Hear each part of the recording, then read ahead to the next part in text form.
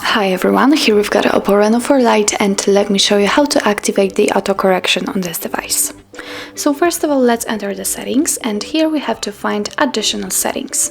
Now on the third position we've got the keyboard and input method, so let's tap here, and here from available keyboards we have to tap on the Gboard because it is the keyboard we are currently using. Now let's tap on text correction, and as you can see in the corrections section, the very first position we've got the autocorrection.